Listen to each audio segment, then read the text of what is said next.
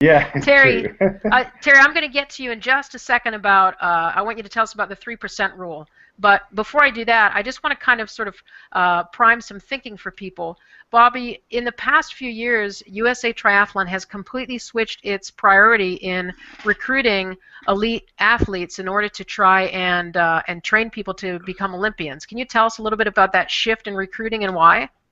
Well, I think firstly it's the demands of competition. So in long course racing, people are you can lose the race in the swim and you can lose the race on the bike, but bike fitness gives you so much more benefits on the run. But a lot of ITU athletes move to long course and are very successful because they don't require that tremendous speed that's now required to be competitive in the run. The best women in the world now are running, considerably under 16 minutes for 5K, in triathlon. So they're quite a lot closer. I think Brett Sutton is fond of calling ITU triathlon racing a wet run. So which points to that. So I wouldn't say it's a dogmatic shift. If you think of all the Olympians that come out of the U.S., all of them have come from Division I schools, and most of them were swimmers before they became triathlon Olympians.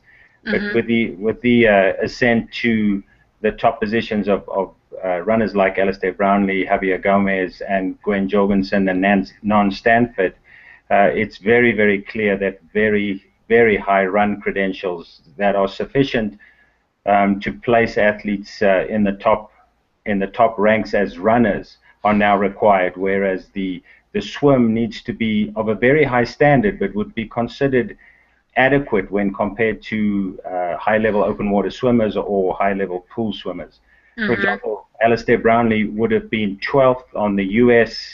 10,000 meter list last year in 2013. Wow. But from 8 upwards were runners that were running sub 28 minutes, and he's a 28:32 runner.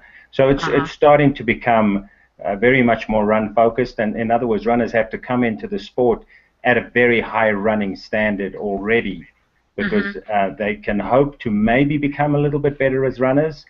If you look at somebody like Alan Webb, who's now just committed to triathlon, well, then he's not going to become a faster runner by doing triathlon. He's not going to run 27:34 as a triathlete. Uh-huh. So So this leads us to the idea of efficiency in the water. And Terry, you had mentioned just a second ago, I asked a question about swimming in a low drag environment. So what you're saying is that, or a low resistance environment. Tell us a little bit about streamlining and the 3% rule that you've talked so much about.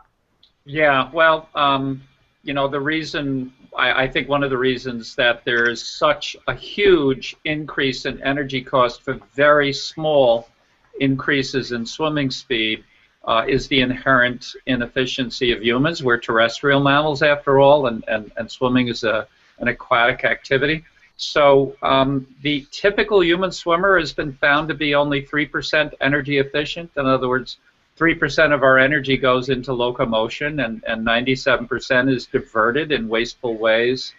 And so the clear path forward for an improvement-oriented triathlete is not training to get fitter on the swim, but rather to train to become more efficient. And the fitness happens while you do that. I'm not saying that training isn't important, but it does occur. It's just a question of whether when you go to the pool that your thought process is, I need to work out to get the yards in and get my heart rate up, or I need to practice in a very focused way to increase the ease with which I can swim a distance, the efficiency with which I can swim at a particular pace. Uh-huh. So to reduce your energy waste is the far easier way forward. And actually, when you talked about less dense water, well, of course, you can't do that, but what you can do is greatly reduce your drag profile in the water. Mm-hmm. And what that gets at is, I would never advocate to be complacent about swimming slowly. But in order to swim faster, and I would love to see everyone pursue improvements in speed, because I believe it's good for your practice to pursue improvements in speed. But what I would like people to be conscious of when they do that is that in order to move forward in the water, you have to generate propulsive power with your muscles that's greater than the resistive force of the water.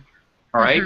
And in order to move forward faster, you have to increase the gap between the propulsive power you generate with your muscles and the resistive force of the water. Well, we already know there's a tremendous oxygen cost for increasing propulsive force from your muscles, whereas there's no oxygen cost for reducing the resistive force of the water. So that's why streamlining should be such an important focus. You know, streamlining is an entirely learnable skill, and you can learn it in a relatively reasonable time frame.